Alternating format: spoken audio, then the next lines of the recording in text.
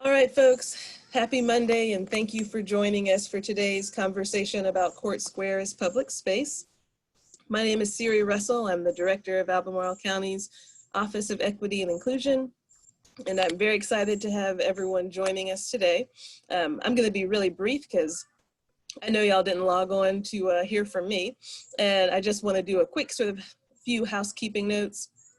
Firstly, wanting to make sure that folks are aware that you can access all of our previous engagement opportunities around this conversation, both videos and opportunities to provide comment or insight to the county through our publicinput.com/Court Square platform.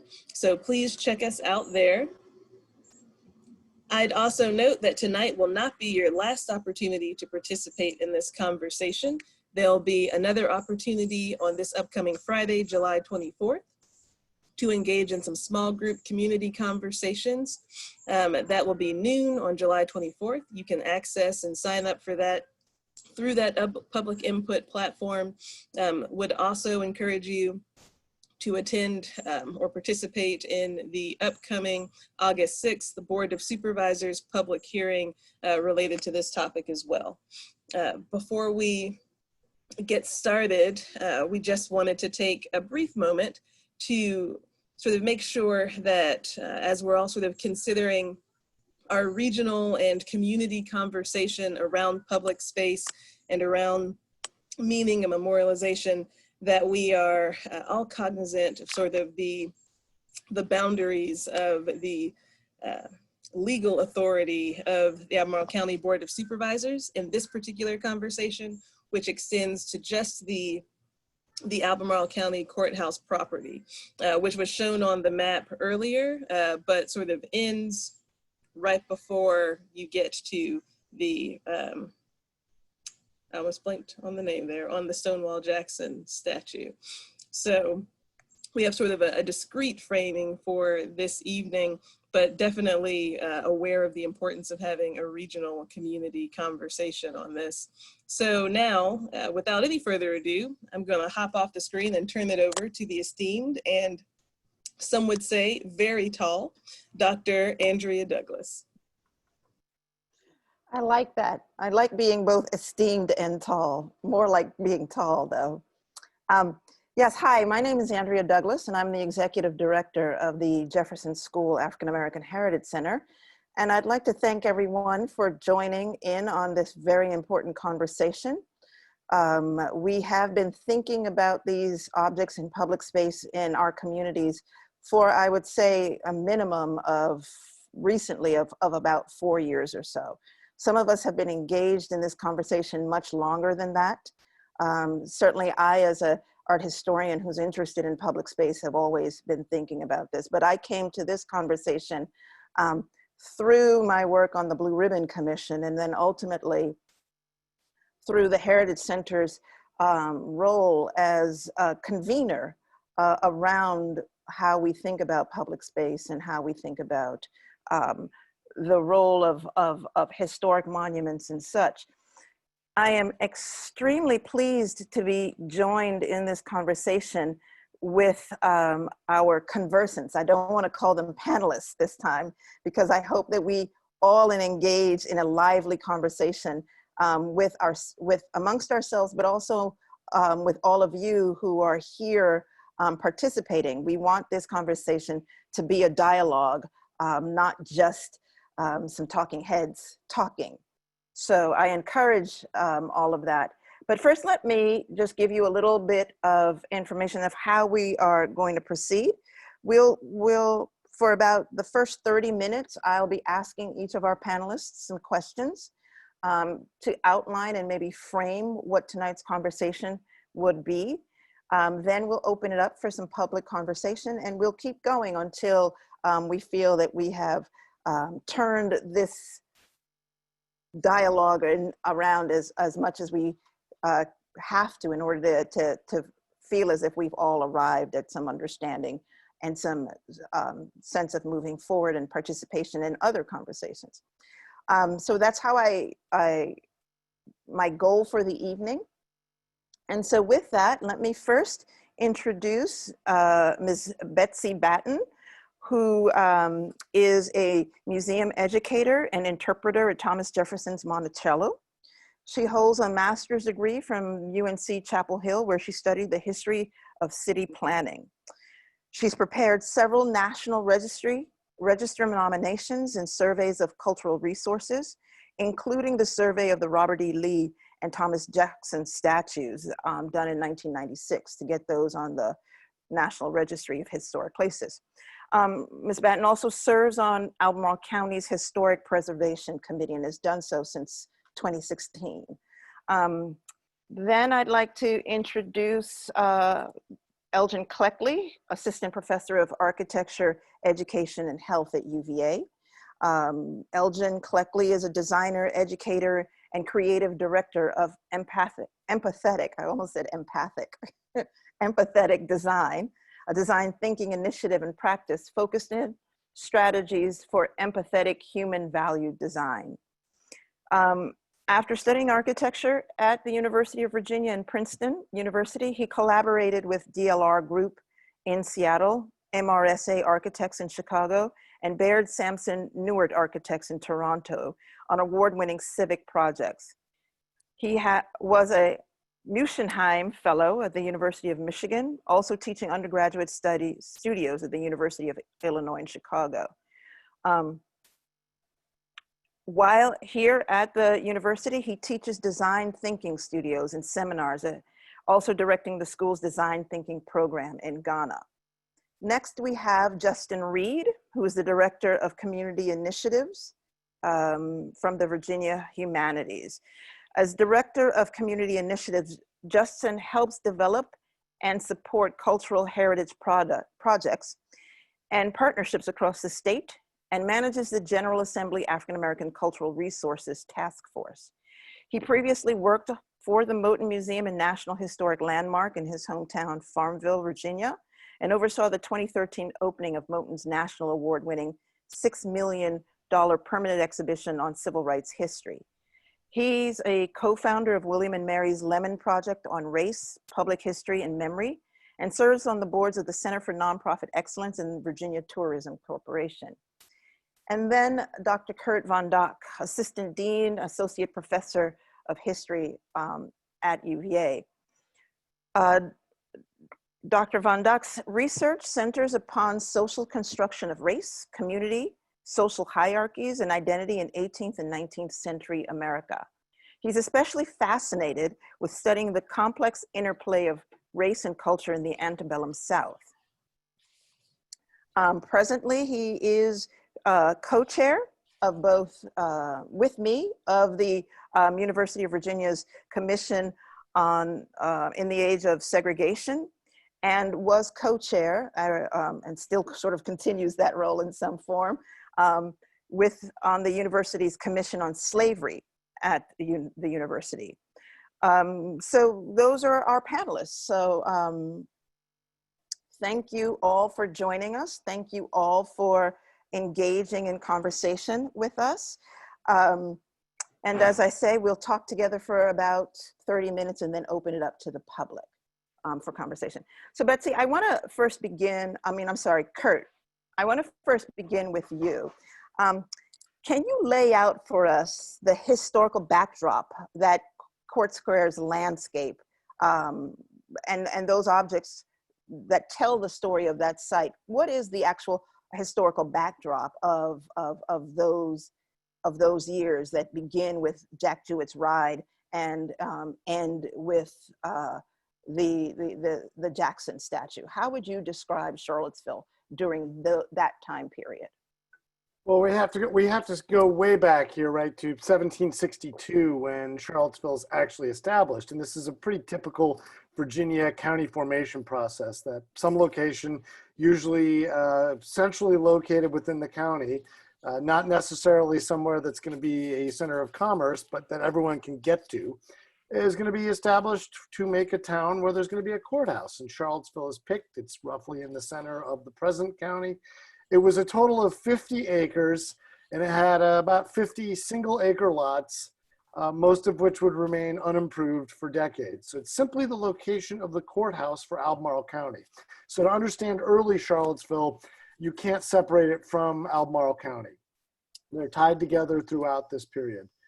But in Charlottesville, by the 1770s, it has a wooden frame courthouse, so a little courthouse, in the location where Court Square is today, but it's not the same courthouse. It has a courthouse, a pillory, stocks, and a whipping post, right? This is in a county where half or more of the population is held in human bondage for the entire period up to 1865. So this is where, right, the policing of the enslaved and the general keeping of the peace in the public is done, and it's where court is held periodically. But other than that, there's not much in downtown Charlottesville. It's a sleepy hamlet along a dirt road running from Richmond to the Shenandoah Valley.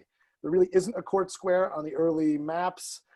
There is a public square laid off, but that's in the early 19th century, and that's all it is, and it's meant for this courthouse. I kind of joke, right? It's what we describe today as a no stoplight town, right? It's just a little itty bitty place. It's not densely populated, has little in the way of urban planning beyond an initial grid laying out streets and lots. It's about 7 blocks in every direction. And the courthouse, pillory, stocks, and whipping post originally aren't even within the hamlet's original grid. So it's not the centerpiece of early Charlottesville. The town has no direct connections to Richmond other than a dirt road. And it's really a dirt road where they chop axe marks and trees to mark where you're going as you wander. It's not on a navigable river. Scottsville, well into the 19th century, was the closest thing to an urban area in the large county. And that was as long as riverboat and canal transportation were supreme. Charlottesville was just going to be a backwater. In 1777, it was so much of a backwater and so far from part of the county that folks in what is now Fluvanna County petitioned to form a new county because they didn't want to waste their time trekking all the way to the dirt road hamlet here in Charlottesville. In 1779, at this point, its claim to fame is there's a barracks in Albemarle County outside of Charlottesville where POWs from the Revolutionary War are being held. And one of those British prisoners commented, Charlottesville consisted only of a courthouse, 1 tavern, and about a dozen houses. This is 1779. So all of these, Charlottesville, Albemarle, Fluvanna, all remain rural and isolated. The railroad and the university are going to slowly change that in the 19th century, but the railroad doesn't even arrive in Charlottesville until 1850, and then it's as a terminus of 2 local Virginia lines. One of those lines doesn't make it to the Shenandoah Valley until 1858. So up to the Civil War, there's really not much going on here at all. Again, the railroad and the university change it slightly, but pretty late. So before 1865, small, isolated, unconnected from larger events. And I love it, Andrea, you mentioned Jack Jouett, right? That's its fleeting moment of Revolutionary War interest in 1781, which is when legislators flee Richmond, come to Charlottesville. They're here for about 2 weeks. There's no building large enough for a small General Assembly to even meet. So they use the courthouse and the tavern across the street. They have to knock down walls and rearrange just so people can fit. They meet once or twice. And then a British commander, colonel, is sent on an expedition, on a cavalry raid to roust them. And they narrowly escape and leave Fort Stanton. So not much happens. Tarleton rides through, they flee, and our fleeting moment of being the seat of the General Assembly has passed, and that's in late May and early June 1781. We have no other role other than as a POW camp locally during the war. And this is John Jouett runs the tavern across the street that the General Assembly met in, and it's his son Jack, who is in Louisa County at Cuckoo, Virginia, at a tavern, who warns he rides on horseback to warn. So that's the fleeting revolutionary connection that's going to become an important part of 20th century history, reimagining Charlottesville. It doesn't even have a mayoral election until 1854. So this is how small it is. The winner received 75 votes out of fewer than 350 cast. So it's still a small town in 1854. And again, by the early 19th century, 7 streets running in each direction, 82 large lots, and then where the courthouse was simply denoted on maps as a public square. The university opened, and then it begins, Charlottesville and Albemarle begin to grow with the university, particularly after the university expands in the 1850s and the railroad arrives.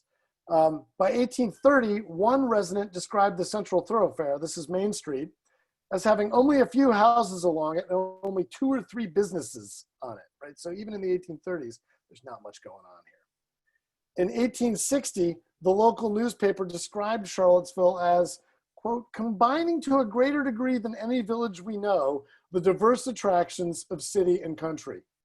This was not a compliment.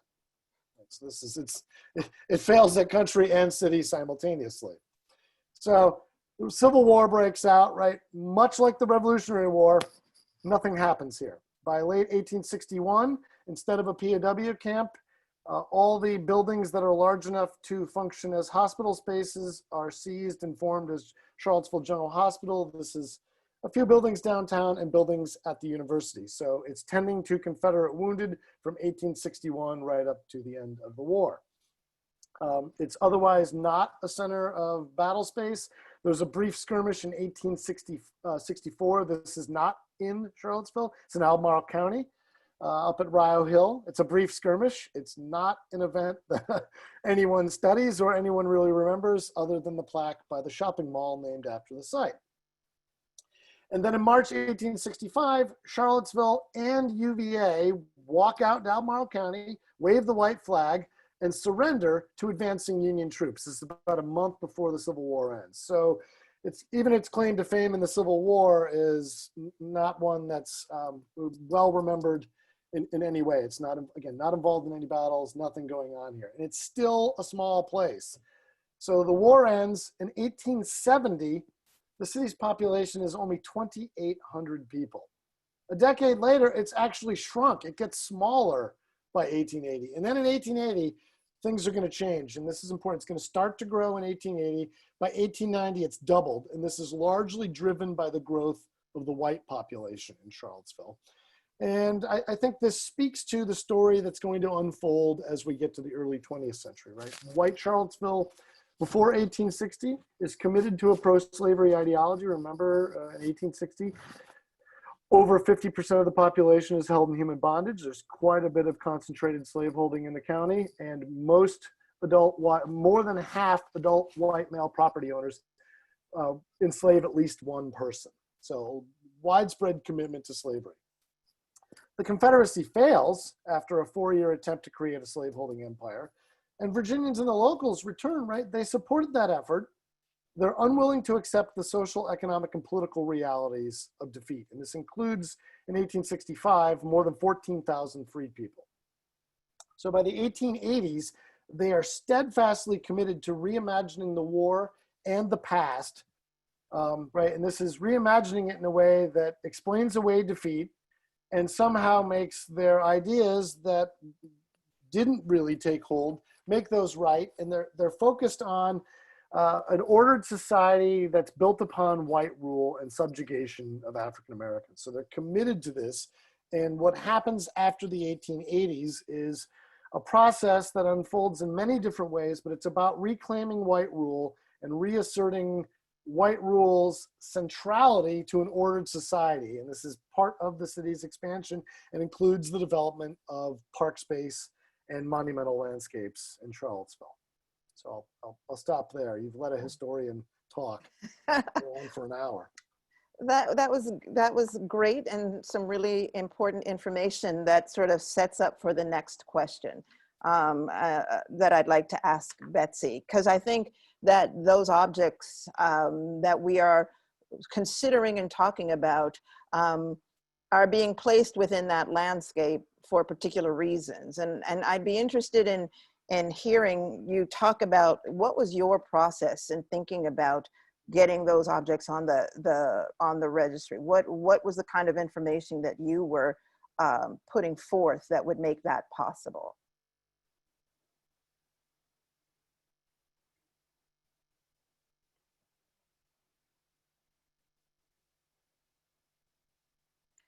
Betsy, can you unmute yourself? Somebody muted me. There so, you are. okay, I'm now unmuted. Yes. Let me begin just a little bit by telling you that I was an intern during the summer of 1995 for the Department of Community Development in Charlottesville. And at the end of the summer, Satyendra Singh Huja, who was then in charge of the planning department, sat all three of us down. He said, "Now I want projects." And he pointed at me and he said, "I got one for you." The Smithsonian Institute and a nonprofit called Save Outdoor Sculptures is concerned about the condition of our city monuments. They're green. The green basically is the equivalent of rust. Gradually, slowly, it is kind of just eating the bronze away. And we would like to get funding in order to clean the statues. So we checked, we found out that if they were listed on the National Register, then that prioritized them for state funds. Now, the Department of Historic Resources had some suggestions about what to tie this to and how to go about it. And they suggested that I present the nominations from the point of view of the City Beautiful movement. Now, this goes back to the late 19th, early 20th century efforts to improve city life for residents of inner cities, because following the Chicago fire, there's some real serious problems here. What do we do about them?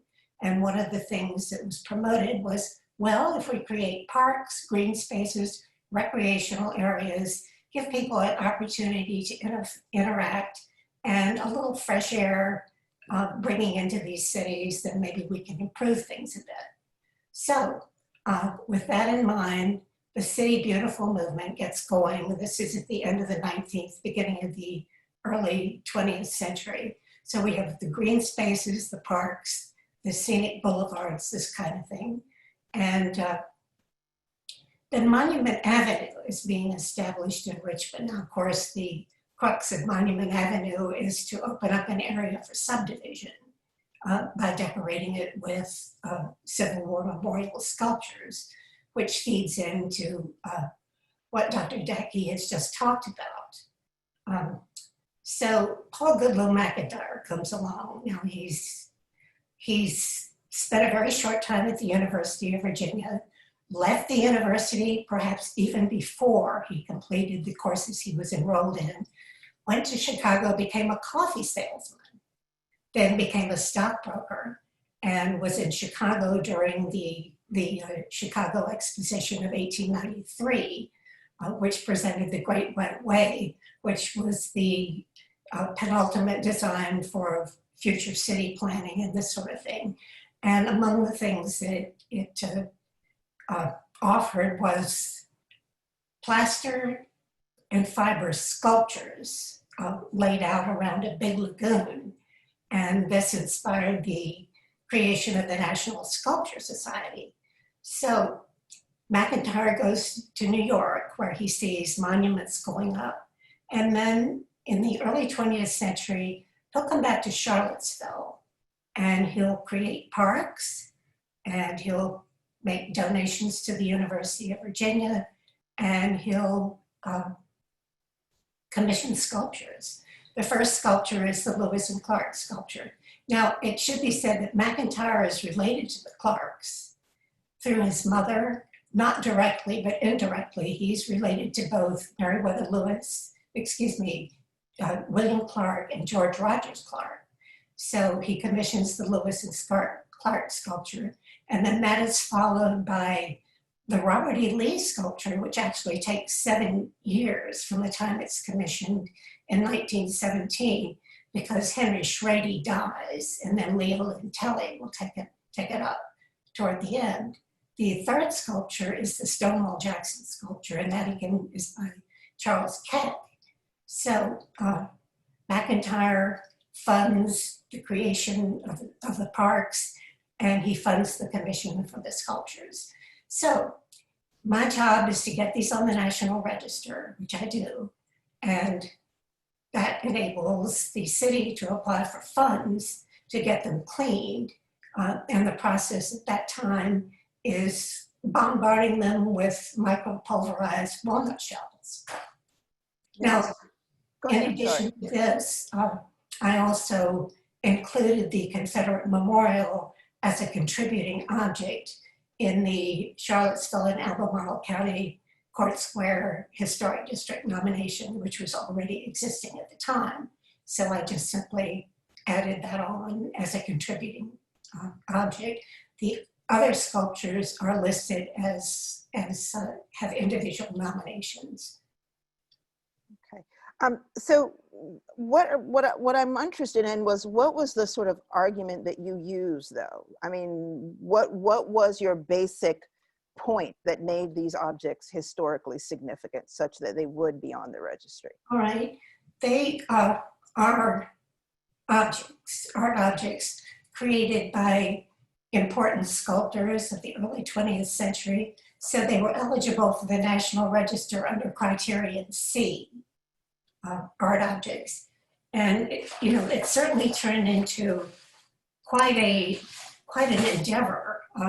It became not only my summer project, but it became my master's project as well. It's kind of like a small telephone book.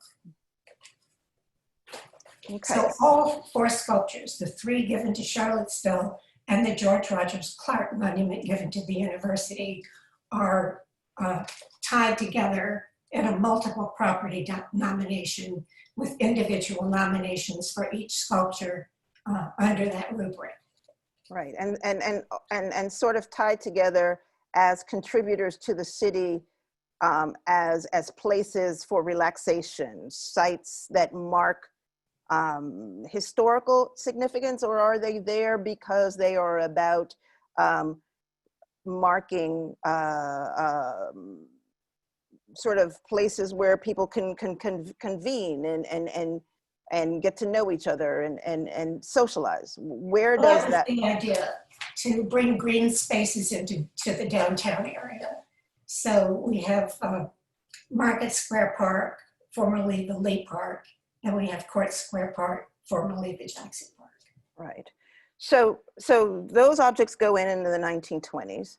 Then we begin to start to see that Court Square is being formed and formulated to include larger histories, like the Jack Jouett signage that goes into the 1990s, like the short plinth that commemorates in the 2008 placement of the bust of Lewis in the Capitol building.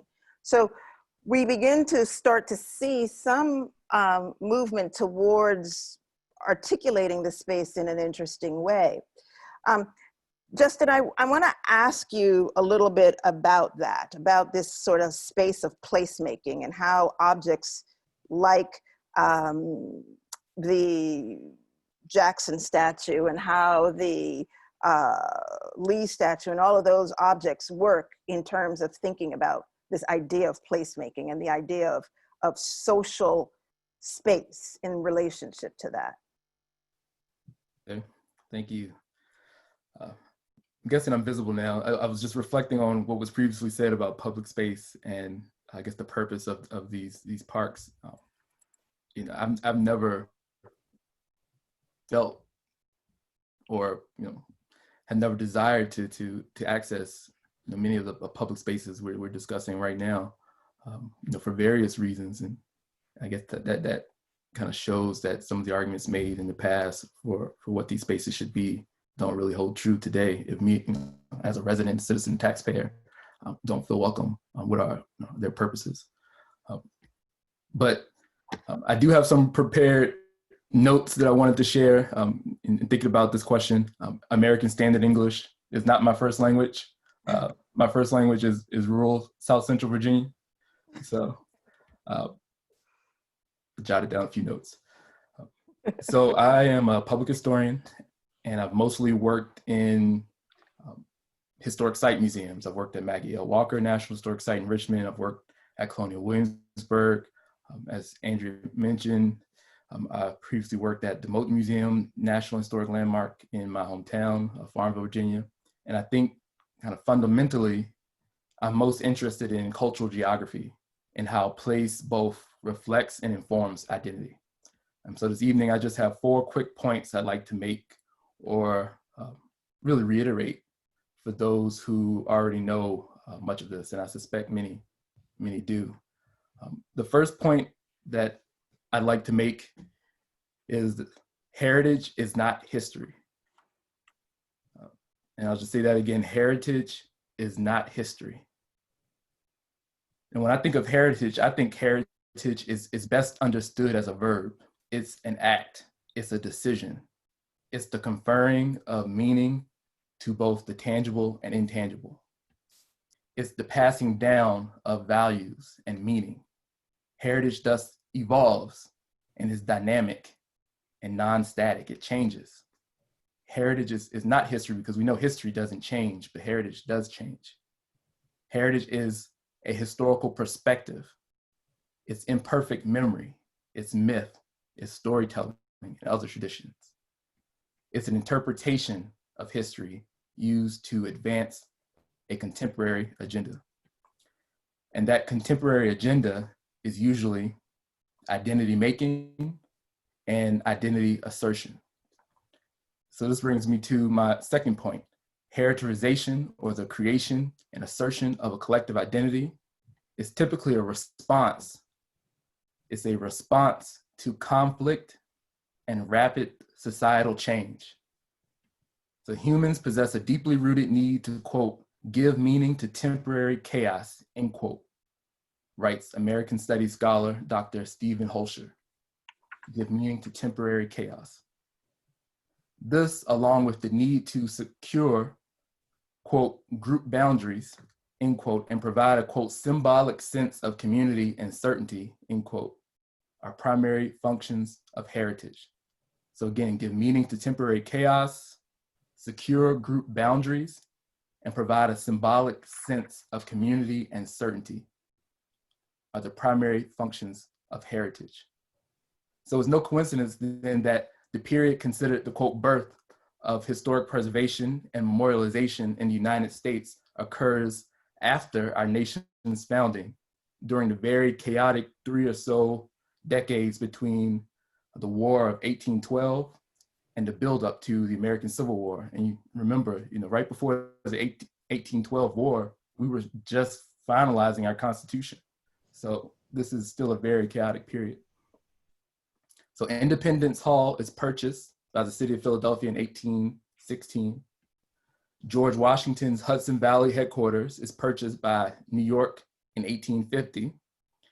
And then the very, maybe I should say notorious, perhaps, Mount Vernon Ladies Association is founded in 1853 to preserve the Mount Vernon plantation estate belonging to George Washington. So the new collective identity that's being created and asserted is, one, pro-Pennsylvania and pro-New York. It's almost like a, take that, Virginia, we're the true birthplace of America. This asserted identity is also anti-British imperialism. And for a young, still struggling United States, it's the creation and assertion of an identity that projects national sovereignty amid very real at this time, foreign threats and challenges. The historic preservation and memorialization that's occurring, especially in the 1850s, is also pro-union and pro-federalism. Now, following the Civil War, we see a very different kind of identity being created and asserted through memorialization and historic preservation. It's a distinctly Southern white identity. It's an identity that's anti-white Northerners, anti-Reconstruction, and thus anti-Black, because we know, if you remember, Reconstruction was the rise of Black political power in the South. And then we have to consider how heritage was created and used in response to World Wars I and II and the Cold War. President Woodrow Wilson establishes the National Park Service in 1916. Then there's the Historic Sites Act of 1935 Then finally, there's the National Historic Preservation Act of 1966, which established the primarily state and local government controlled historic preservation and land use system we have today. So what's happening during these 5 decades? What chaos are we attempting to make meaning of? Through this very intentional 20th century heritage construction, we're asserting an identity that's anti-European fascism, anti-Soviet Union, and anti-communism. We're also responding to domestic chaos caused by what historian Dr. Jacqueline Dowd Hall has coined the long civil rights movement. This segregationist created historic preservation system was and remains structurally biased because of racially exclusionary practices, very narrow interpretations of history, and narrow guidelines for determining historical significance and integrity. So my third point, just really quickly, is that a more inclusive approach to heritage creation does exist. One of the reasons I was most excited about this evening's conversation is because it places Court Square within the more inclusive cultural landscape framework. And when we think of cultural landscapes, we think not in decades and centuries, but in millennia and eons. We're no longer hyper-focused on individual sites and tangible objects, but on interconnectedness, specifically the connections and the relationships between humans and both our built and natural environment. So when we begin to reinterpret Court Square using a cultural landscape framework, we also have to consider things like geology and topography and human geography. We have to consider the Monacan Indian Nation, free and enslaved Afro-Virginians, settlers and immigrants, and most importantly, all of our descendants. So my final point is a question. What responsive heritage will we create today? How will we respond to the contemporary conflicts and chaos of, very locally, it was August 11th and 12th. And nationally, everywhere here in Charlottesville and across the country, anti-Black violence, as well as violence toward Indigenous peoples, immigrants, queer and trans communities, and the list obviously goes on. What collective identity and values do we now hope to create and assert in response to these things? Archaeologist and anthropologist Dr. Lynn Meskel writes, quote, "The past is now progressively called upon to authenticate, reconcile, uplift, capacitate, develop, and benefit nations and persons," end quote. And for the first time in human history, we truly have an opportunity to have all voices, but most significantly, previously excluded voices at the decision-making table. Thank you. Thank you, Justin. That was very enlightening, and I like how we're all sort of leading into each other and creating compound places for conversation and also for thinking. And I'm hoping that as you all who are out there listening, you're building this narrative, because that's what we hope to do tonight, was to sort of create and build a narrative that gives you multiple places of entry into the conversation. It's interesting to me, Justin, that you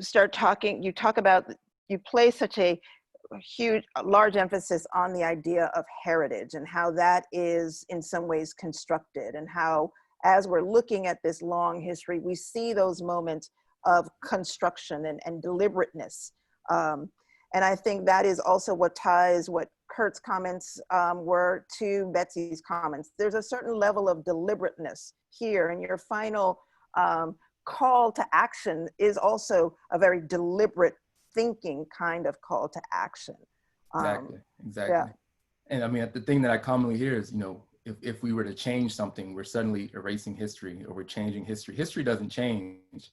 We're not erasing history. What we're talking about here is heritage, and heritage does evolve and it does change. And each generation has the power and responsibility to create heritage that better reflects the contemporary values that they hold dear. So let's shift the conversation. Yeah. So Elgin, that's a good place to bring you into the dialogue, the shifting of the conversation, because you have the auspicious role of helping to shift immediately what that space could look like.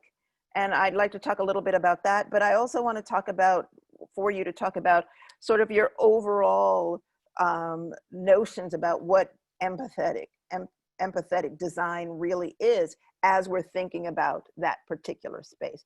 So why don't we talk about a little bit, start out by talking about the EJI monument that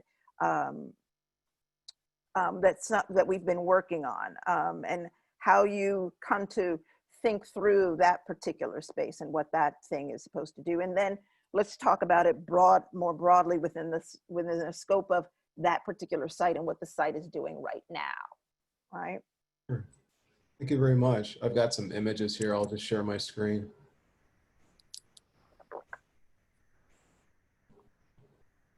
So maybe if let me know if you can see those. Yep, I think Awesome. We're good. I was really honored and asked to place the marker from the Equal Justice Initiative's National Memorial for Peace and Justice down in Montgomery.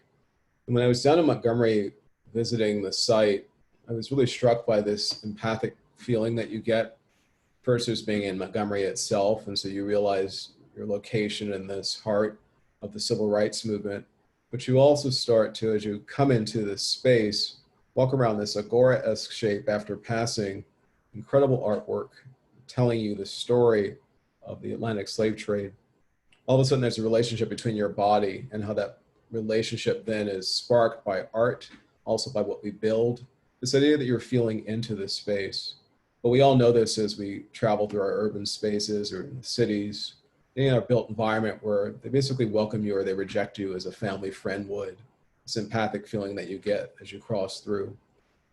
So when I was asked to place the 6-foot body column, which you can see at the bottom here from Charlottesville, along with the marker itself for the lynching of John Henry James, you'll see John Henry James, the marker is at 7, and that cherry red little square is the column itself. What I did was really what a lot of us are doing, which was just collecting as much information as we can, that's speaking to as many people as we can, doing as much research as you can. But I also sat in this space, and one of the most amazing things about sitting in these spaces, taking a series of photographs or the conversations that just happen with you, start to understand how we feel in this space. But specifically for me as an African-American man, I stand next to the Confederate statues and hear Alexander Stevens' cornerstone speech from 1861. To me, it's clear the message of what the statues feel, and it's also clear the message of how this space can then read. And a lot of the ideas of the design therefore set you on a one-to-one, face-to-face relationship with the 6-foot body column, so that you're directly at grade thinking about the legacy of John Henry James. You can see 0 and 1 or the number nothing building and the slave auction block, which are across Park Street, a view out to Monticello, also heading back to the Monticello Marker, which is number 2.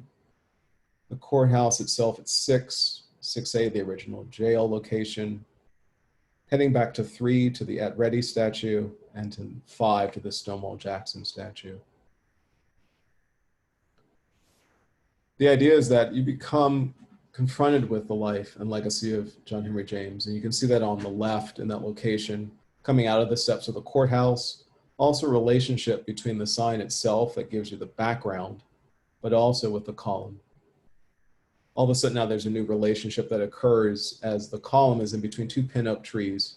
And you can hear the refrain in the background of Billie Holiday's Strange Fruit. Turning back, you'll see the statues themselves. You've got At Ready behind you and also Stonewall Jackson. But as you can see on the right, there's a new relationship that occurs. And the idea of this empathic connection is that as you stand on top of that Buckingham slate at the base, you think about Buckingham itself in Virginia, its connections with the African-American community, the material itself that shows up at the academical village, made by the enslaved. Off to the left, you see the slave auction block, Eagle Tavern, and in the distance, you get a connection with the landscape, also heading out to Monticello. All of a sudden now you're connected between the 2 pin oak trees, but you're also really starting to think about your location, connecting with others. your relationship with others, and it sets up a whole new narrative connective in this space. And this is something I'm very interested in my work, is to think about this moment really presenting a narrative in a very clear way.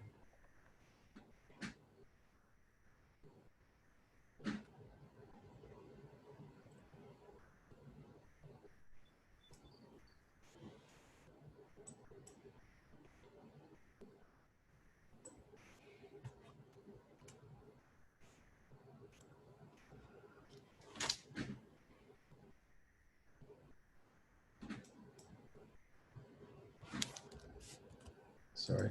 Did I stop sharing there? Great. Yep, Great. you're good.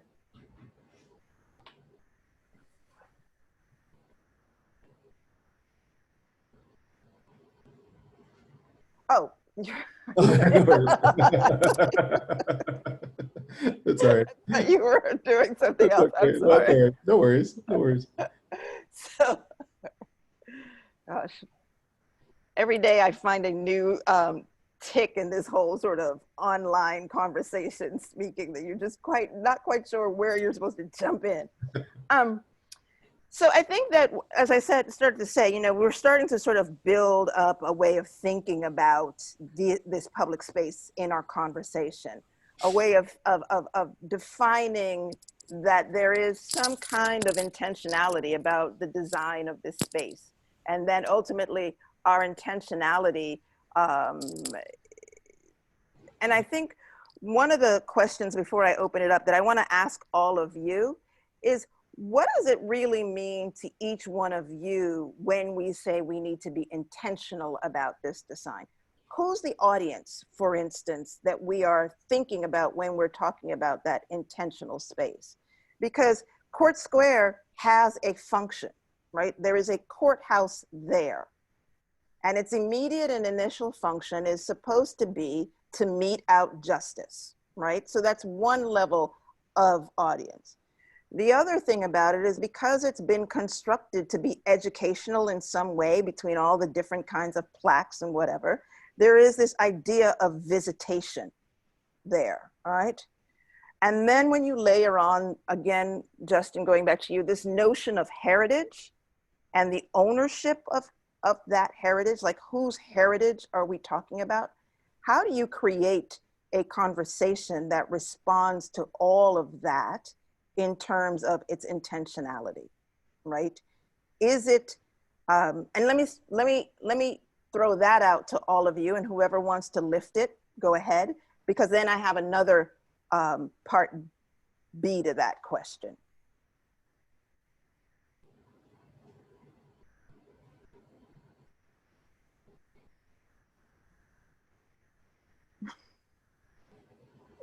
I think we're struggling with the question. Okay, what's unclear about what I'm asking? I mean, I think what I'm trying to get at is, how do you design an intentional conversation that allows us to address the objects in that space? Like how do we begin? For instance, let me give you an instance in that. My colleague, Dr. Schmidt, and I have, for the last 2 years, been doing monument tours. And in those monument tours, we have spent time talking about our understanding of what those monuments mean in that space, doing in relationship to the building and in relationship to then the objects that sit there, right? That is one way that we have created a set of audiences that now understand a kind of interpretive methodology. If you're going to move out of that to something else that then begins to do what Justin talks about, which is thinking about the cultural values of those who are living today, how do we continue to engage in some dialogue about that space?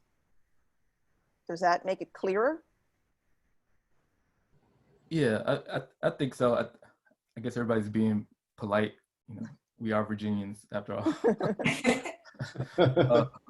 But, in thinking about kind of heritage and function, in my mind, the heritage question has always been kind of the primary focus, and function has been secondary. And I think we have to figure out a way to address them both simultaneously if we're thinking about I mean, especially if we're talking about a court square, and what that space is supposed to represent. I think we have to think about the heritage values that connect back to a court square. So these are values of justice and equality and equity and fairness. I mean, how do we ensure that those heritage values are reflected and connect back to the actual physical space that we're attempting to interpret? And I think that's a hard conversation to have. I know my personal preference would be to kind of elevate and prioritize those who've been historically kept out of those conversations, because now is an opportunity for us to gauge those perspectives and those interpretations of history. And then how do we integrate them with, or reconcile them with, the interpretation that has existed for, the last few centuries. So I would start there, being really conscious of who was at the table creating this heritage, and then pulling in everybody else to finally have their say in what values we're expressing in these spaces. But again, when it's a place like a court square, that physical, that tangible site, it is kind of overbearing in a lot of ways. That has to kind of ground whatever heritage making is occurring. Yeah. Anybody else want to address it? I'm just really struck by, right, when we talk heritage, it's also about political power, right? That with statues and monumental public space typically privilege, right, an imagined heritage. And I love, Justin, your comment about how we define heritage.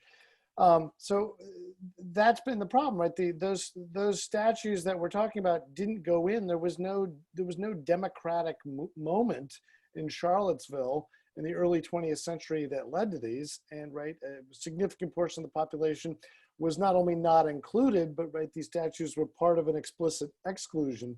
And if we're going to redo this today, I don't know that we have a perfect mechanism, but right, you have to invite communities in, right? Who are the marginalized communities that need to be at the table to have this discussion to help us rethink these public spaces? And it seems to me some of this is happening in organized ways by communities, and when I say organized, I mean by municipalities. But we also have the ongoing example right here in 2020, where the public is stepping up and deciding we're going to go reclaim and start rethinking these spaces here and now, right? That's what we've been seeing in Richmond. It strikes me that that's part of the process that's been going on everywhere. So I don't know if that's an answer to the question, other than to say you really have to create a robust process of community engagement, and municipalities, states have to do a whole lot of listening. And then, actually the action has to be directly connected to the listening and to what you hear. Right. So I'm going to open it up to those who are our attendees. Are there any questions out there for our panelists?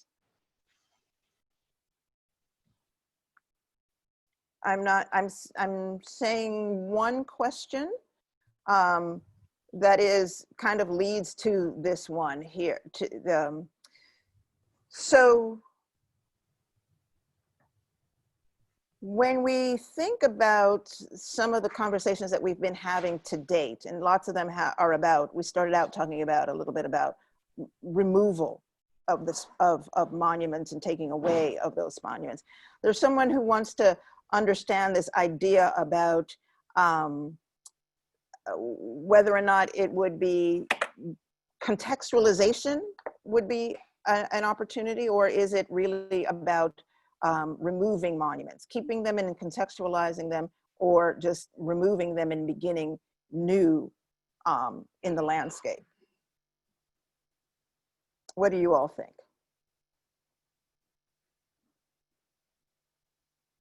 I think there's really a moment now where it's just time to rethink our spaces. I've been really inspired in what's happening in Richmond.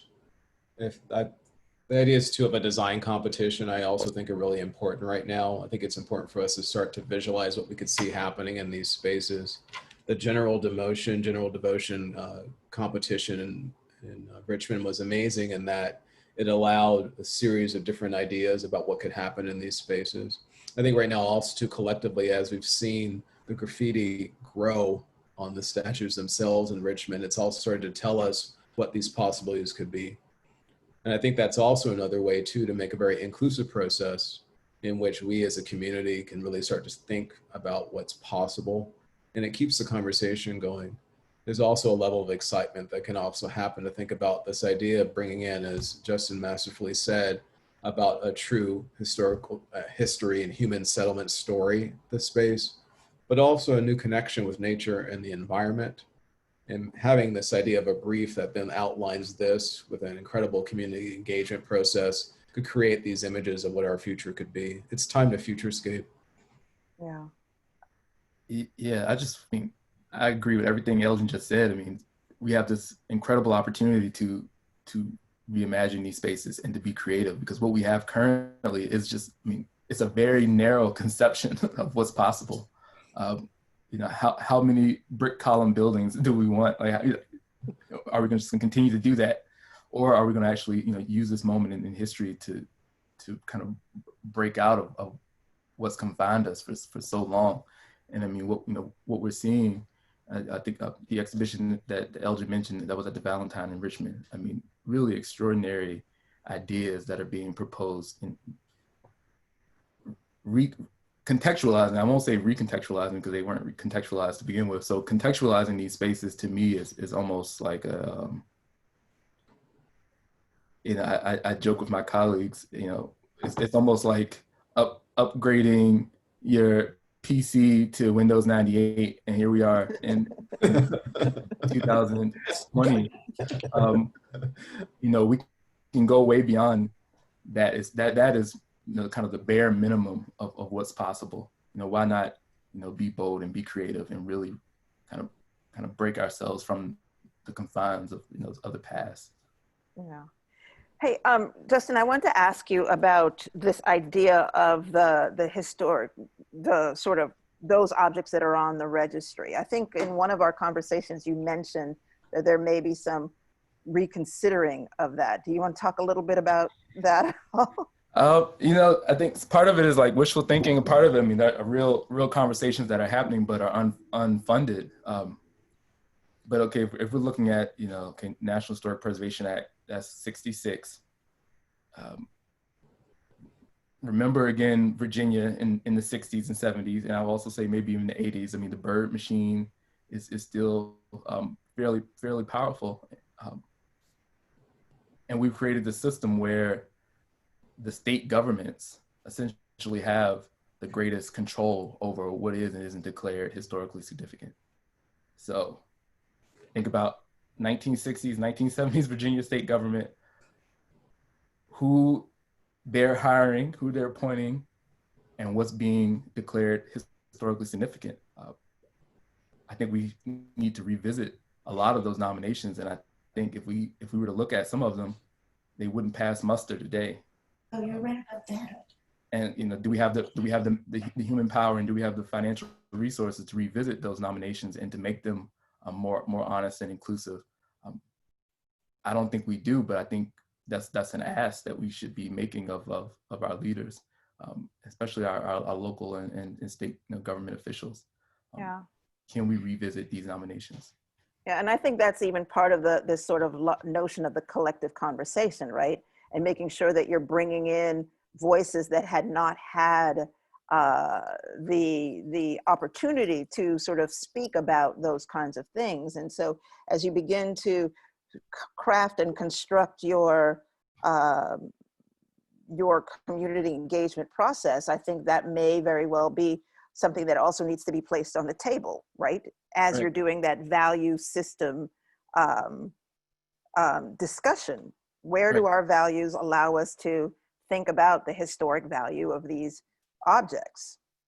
And I'll give one example, because I mean, this just recently occurred, probably within the last couple of years. You know, our state capitol square had to correct their National Historic Landmark designation. You know, you think about everything that's occurred on Capitol Square and all of its historical significance, yet the thing that had warranted its National Historic Landmark designation was the fact that it was the capital of the Confederacy. So again, kind of re-examining these nominations, you know, what do they say, and can we be a little bit more holistic in our approach when, you know, nominating these sites? I mean, that's a whole nother conversation. We'll probably have to defer to Nia Bates to get the preservation policy conversation started. But I mean, again, there's so much to redress, I think. I mean, because then we're getting into, you know, we're getting into zoning, right? And then we're getting into urban planning and, you know, where highways are being placed and, you know, which neighborhoods are declared historic districts that are then preserved. I mean, you know, so much of it is wrapped up in this policy.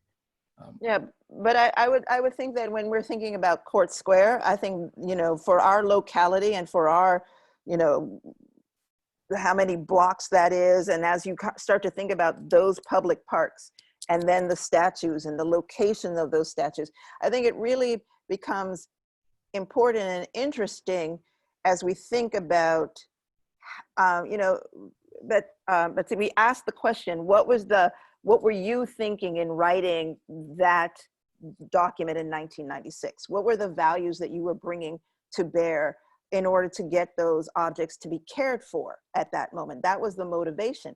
But there's a way in which that document was written that then I'd ask you, would you change that document today, or do you think it would stand as it is, or what would you do if you thought you would change it? What would you do to change it? Well, certainly when I wrote these nominations, the main thrust was let's get them on the National Register using criterion C as an important object, you know, that is reflective of its time and place and created by a master, you know, which I think as an art historian, you would probably, you know, give me some leeway about Beaux-Arts sculpture from the early 20th century, because much of it is really very good, at least in my opinion. So I'm attempting to get these objects on the National Register, and I'm using the kind of the timeline using McIntyre's correspondence about what he's thinking when he's interacting with the people that are interacting with the sculptors. So the historic context is based on McIntyre's correspondence for the most part, and W.O. Watson and Duncan Smith's responses to him and to the sculptors. Of course, I have left out the entire historic period of the context, except for the City Beautiful movement, during which these were created, and that would have been the lost cause. I virtually mentioned that not at all. That would not fly today in any way, shape, or form. They'd send those nominations right back to me, and information about the lost cause and the thinking, and more about the community and who was involved and who was not involved would have to go into those nominations today. At least that's the way I see it. Right. So I wrote them very much from a point of view of 25 years ago. Right. And I Time think has changed. Time has moved on. You know, there are a lot of things that we think about now that we didn't necessarily think about at the time. It's back to Justin's point about heritage. Heritage was the emphasis at the time. right. And so we moved on, you know, quite a bit beyond that at this point. right. And I think that goes to that point, you know, as we're starting to think about how do we observe these objects now? What are the role of them? And I think it really matters where they are being placed. It really matters largely that they are one of over 70, at least the Jackson is one of over 70 in the state of Virginia in front of courthouses. That sort of density says many things about what the role of those statues are in front of those buildings. The question that we have is, Once the statue is removed, what can ensure that the history of white supremacy in that space is not forgotten and not replicated, even as that history is no longer centered? Well, once Jackson is removed, of course, that's up to the city, not the county. But once Jackson is removed, then doesn't the city have a plan to redesign the park? And if so, have they contacted a landscape architect, or what are their plans going forward? And can we kind of tie in the county portion to the city so that we have an overall presentation rather than our part versus their part? Well, I think that, you know, I can't speak to what the city is going to do about the Jackson statue. I think that what we're talking about really for thinking about that county space is really has to be about at the ready, right? All right, so the Confederate Memorial. Exactly. So I think that within the context of once it's removed, how do you ensure that the history of white supremacy is not forgotten? And I don't know if the question wants us to speak to what are the auxiliary interventions that we make. Is it all, Elgin, in your mind, a design question? Is it a complete reorganization of the landscape altogether? How do we address that part? I think it's interesting, thinking in reference to this question of what happens at the memorial to enslaved laborers right now. Mm-hmm. Once you approach it, not only are you now within this amazing moment to collect the ring shout, it actually informs you the etchings of the timeline that's within the surface, along with this connection with nature and the African connection with water. So to imagine that court space could then have this type of equality where you actually get education, it's a place of gathering, but it also allows for this narrative, the full narrative, to be told. Personally, that's going to be a connection back to the Monacan, heading to now a connection to us in this landscape and space, but a design can actually give us that ability to tell the full story. Yeah. And a note here, this is looping back to an earlier question too, right? None of the monuments we're talking about, right? The statues, the sculptures, whatever you want to call them, they don't tell a history, right? If you go to the Lee statue, you learn nothing about Robert E. Lee, right? Nothing. That's not the work they're doing. And in fact, right, we know that they're really tied up in this lost cause mythologizing and this white supremacist movement in the early 20th century, but they don't even tell that story. So, right, as historical objects, this is back to maybe as art objects, they're historical and interesting, but as actual conveyors of historical reality about what the Civil War is about and what Robert E. Lee did and thought, they fail, right? They're not historical objects in any way, shape, or form. So it's incumbent upon us. And Elgin, I love that you brought up the memorial to enslaved laborers at the university, right? What you have to do is build new things that actually do tell a history and are, right, grounded in kind of scholarship. And that's the next phase, right? If we remove, since we're talking Court Square, right? If we move Stonewall Jackson, nothing's changed, right? We've not removed the history of white supremacy in Charlottesville. We've not done any of that. So our work is next to think about how do we do that in that place. And the first act, right, maybe is the reason removal keeps coming up is they have to be removed from their context to, right, get to the point where we can maybe see them as art objects and then reinterpret that space for the 21st century.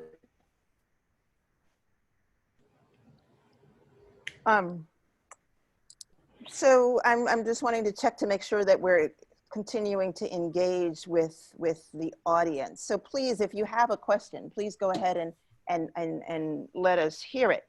One of the things that I find interesting in this whole sort of going back to the idea of context and do we need to create didactics, for instance, in that space, given that the didactics of that space, there are some level of didactics in Court Square, right? There is that map that's against the building that sort of tells you what each one of them does. It gives you a little bit of history about the place and the site. It really does create a mythology for the space intentionally, right? So the question becomes, how do we contend with that necessary fact, right? Someone felt that that was important. Someone felt that it was important for Charlottesville to be part of this larger American narrative. And so they constructed that narrative by placing these objects on displays. We're now saying, let's reconsider what that constructive narrative would look like, and how we retell those kinds of stories. Is it possible to really do that in that space? Or is it possible to just let that space be, you know, landscaped and grass? And so that we elevate the function of that space and we don't even engage in these dialogues. Do we have to do that here just because it was created and constructed in that way for us?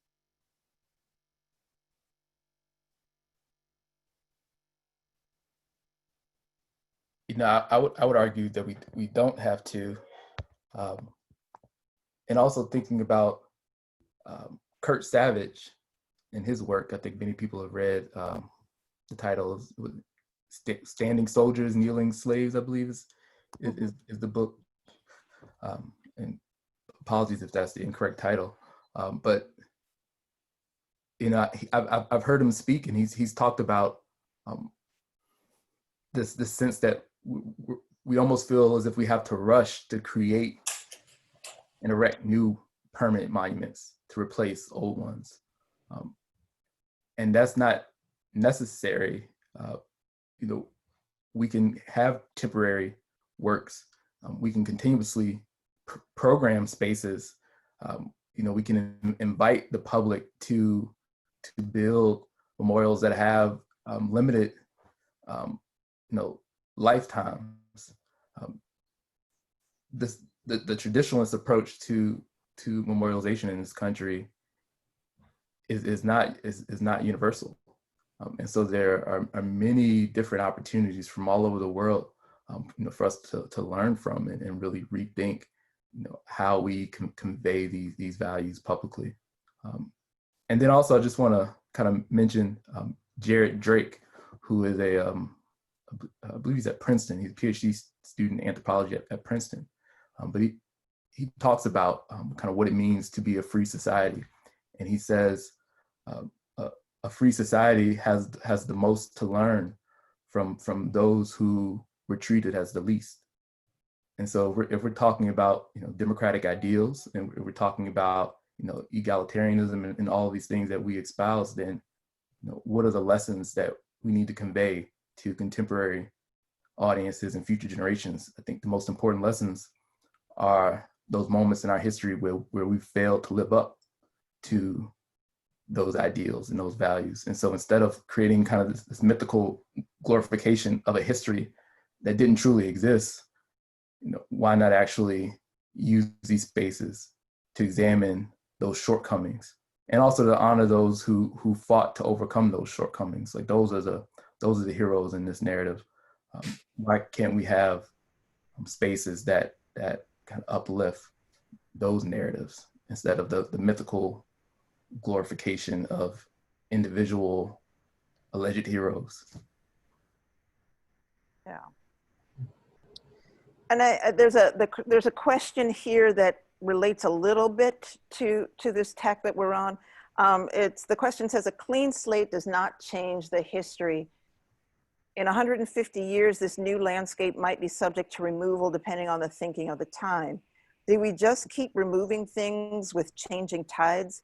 Would we be better off if the statues and buildings in Rome had been removed because we no longer value the ideas of those periods? Well, speaking as a historian, I'm struck by, right, monument removal is not new. It's what America did in 1776. Right? If you can point me to a statue of King George anywhere in the United States, Maybe I'm wrong. I don't think any of them are left. And it's widely depicted in newspapers with people out there with ropes just yanking them down. So this is right back to, there's a heritage being created in 1776 that leads to the removal of King George as an object of affection. So we do that, and even in Rome, right? I think this is less about buildings than it's about the claims on public space that monuments and sculptures make, right? It's not so much about buildings. When you go to Rome, most of what you see is in fact not ancient Rome, right? The Trastevere, one of the neighborhoods across the river, is it's a half-mile tall hill, and it's built on, it's a middens pile, right? It's a pile of ancient Roman trash. So it's everything, clay pots, statues they knocked down, right? So that, to me, that's just part of history. I hear the point about the question about what's going to happen. I don't know. When we look at what we've done at the university, right, the Memorial to Enslaved Ravers, yeah, maybe in 150 years, somebody will take it down. I think it's less likely because, right, it's honest. It's telling a real story that's grounded in real history. That's everything you read on there is directly linked to a documentary record, which is a bit different than what we see with lost cause statuary and the early 20th century monuments we're talking about in Charlottesville. Yeah. And there's no such thing. I mean, plenty of people have said this, and it's true. There's no such thing as a permanent monument. Yep. Right. It's a memorial. In millennia, I mean, 1,000 years from now, if we think kind of in those terms, and we think back to kind of early indigenous settlements, on this landscape, I mean, we're talking thousands of years. And do we really think that something we create right now will be around for 2,000, 3,000 years? We have to kind of go beyond this decade and century mindset that we have when we think about time and think about deep time. And I think this, in terms of the sort of sentiment of the kinds of questions that that are coming up, I think it is really about where does this all end? There's another question that here is, where does the process of removing monuments end? Let's face facts. The first 11 presidents owned slaves. Should we burn Monticello or the White House or UVA to the ground? And I think that if we pull that context, that question out of those specific sites, I think there is an unease here about this sort of act of replacement and displacement. And I think one of the questions might be grounded, it may take us back to where we already have been in terms of our conversation, but how does one address the notion of creating a site that is responsive to as many collective histories, right? I think there is some notion out there that if we reorganize this, there's parts of the conversation that are, by the very nature of focusing on other voices, that will be left out, right? So the space for whiteness won't exist because we have reorganized that space completely. Is that what we're really saying, and what the propositions that are on the table are about?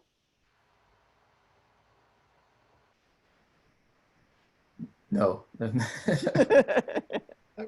I'm struck by, we're back to, right, it's a conflation of history and heritage once again.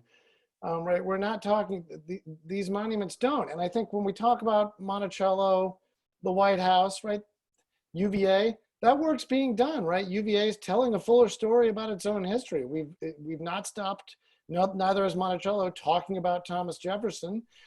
The call isn't to burn them down. Let's tell an honest story and tell a fuller story. And I think there's lots of successful models of doing just that exist all across the world. So it can be done.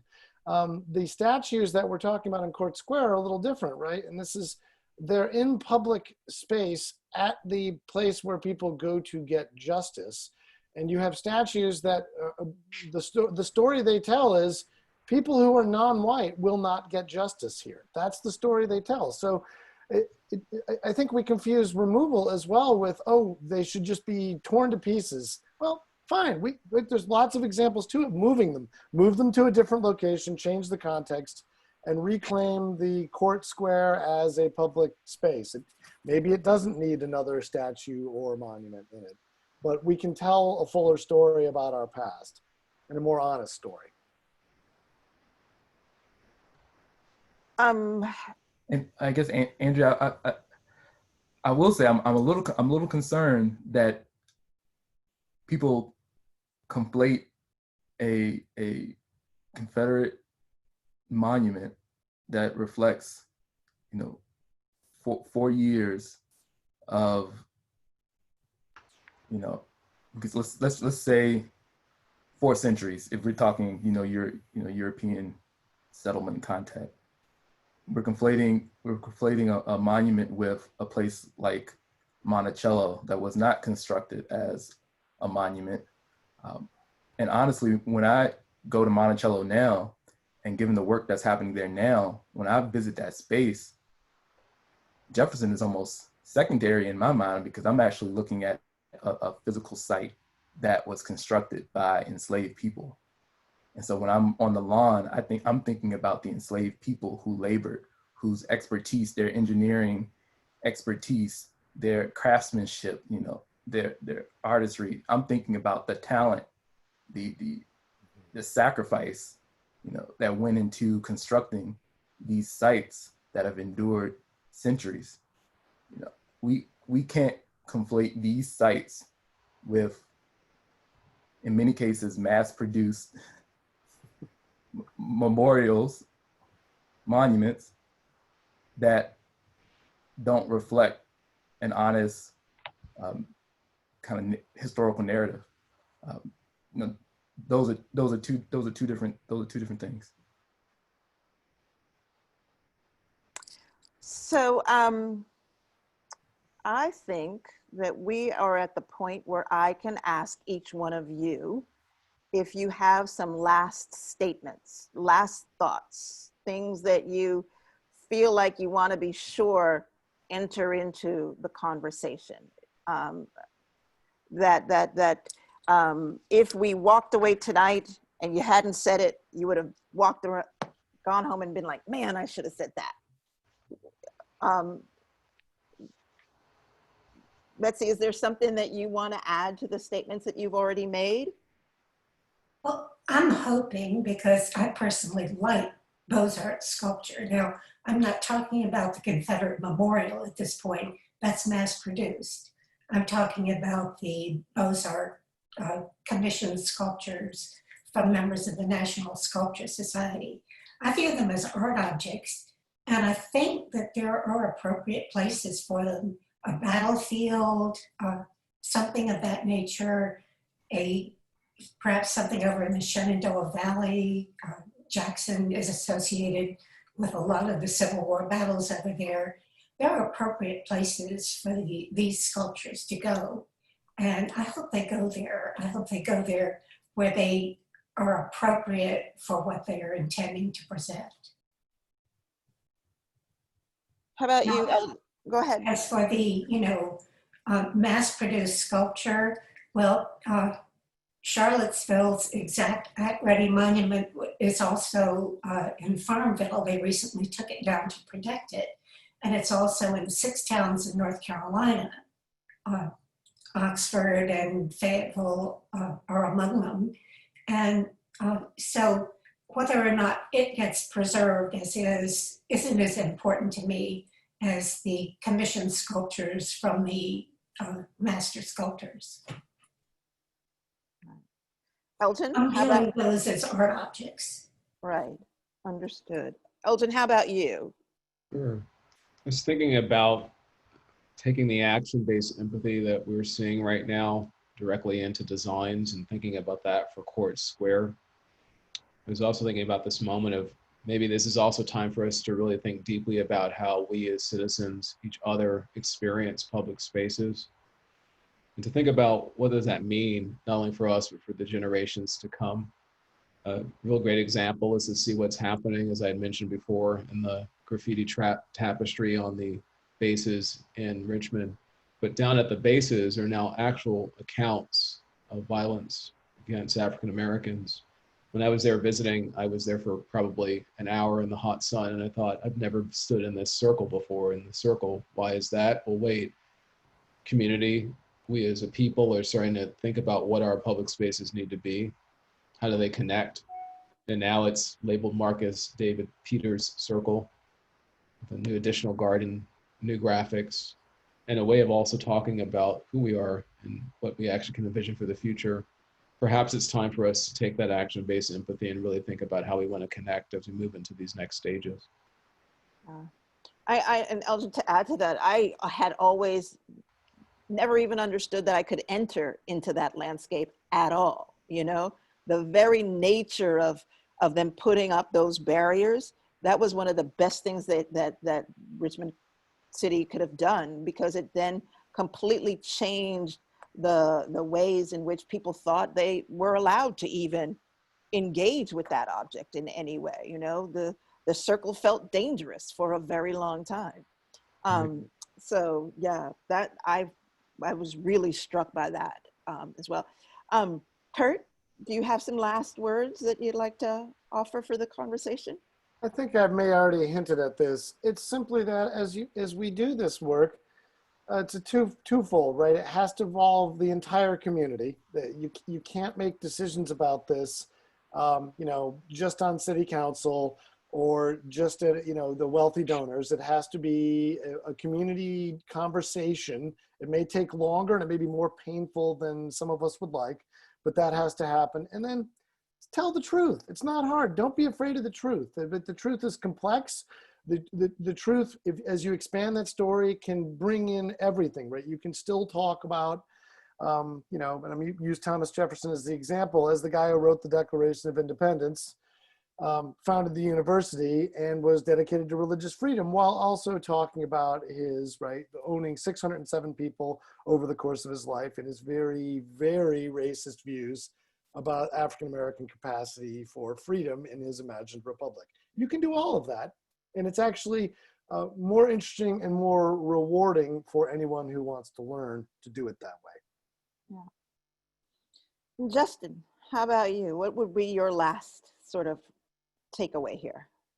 You know, I was sitting here kind of reflecting on what Elgin just said about Monument Avenue, and I mean also you, Andrea, because, you know, I was born in Richmond. My parents worked in Richmond for, you know, 3 decades. I grew up partially in Richmond. And I had never once gotten out of my car to approach any of those monuments until maybe a month ago, when they began to be reimagined. And yet, you know, again, these are public spaces where people like me, who traces, you know, at least 7 generations of my family to Virginia, you know, someone who's also a proud Southerner who goes to New York and can't wait to come back to Virginia. You know, for me to be a proud Virginian and to be a proud Southerner, and then to have people say that these particular monuments are supposed to reflect my heritage. I think we have a larger and a greater and much more beautiful and also problematic shared heritage that I think we can come together and really work through and begin to think about how we want to reflect that collective heritage versus a very small group deciding what is the heritage for all of us. I do have a right to have my Southern Virginianness, you know, displayed and those values, you know, upheld as well. And so I guess that's my closing thought. I think we can come together and we can think about what that collective heritage looks like, and have more people at the table to really think about those values that really uplift and unite, you know, all of us. Wow. Thank you. That was great. That was an amazing way to end this conversation. I thank all of you for thinking through this with us and providing, I'm certain, places for broader conversations for people. I have been enlightened definitely. And I'm sure that our audience has as well. So thank you all very much and have a great night and the rest of your week. Thank you. Thank you. Thank you.